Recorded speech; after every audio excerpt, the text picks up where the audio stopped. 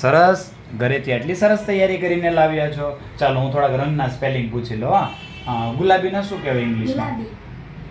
ગુલાબી એટલે પિંક. વાહ. નારંગીને શું કહેશો તમે? નારંગી કહેવાય ને. નહીં, એને ઇંગ્લિશમાં શું કહેવાય?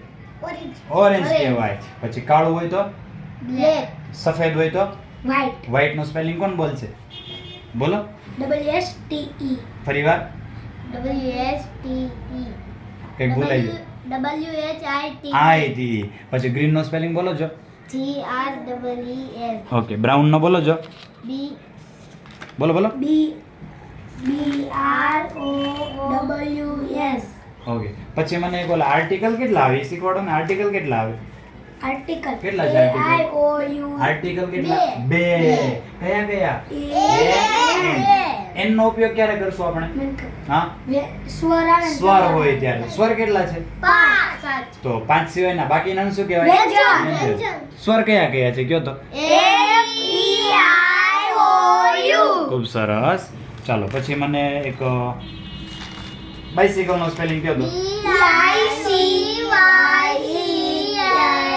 Okay. બાઇસિકલ એટલે સાયકલ. કોઈ વસ્તુ નજીક છે તો એના માટે કયો સ્પેલિંગ? This. અરે વાહ ભાઈ વાહ. ધીસ. અને દૂર હોય તો? That. That. ખૂબ સરસ. અને ધીસ પછી શું એની બાજુમાં ટુ બીન રૂપ કયું આવે? IS. is. This is અને that is. This is એટલે આ છે અને that is એટલે દૂર છે, પેલું છે એવો શબ્દ. ચાલો પછી એક JULY તો એ કયો સ્પેલિંગ હશે? JULY હોય તો મહિનાના નામ. જુલાઈ. અને JANUARY એવો નહીં, મોટો સ્પેલિંગ છે. JANUARY તો કયો આવશે?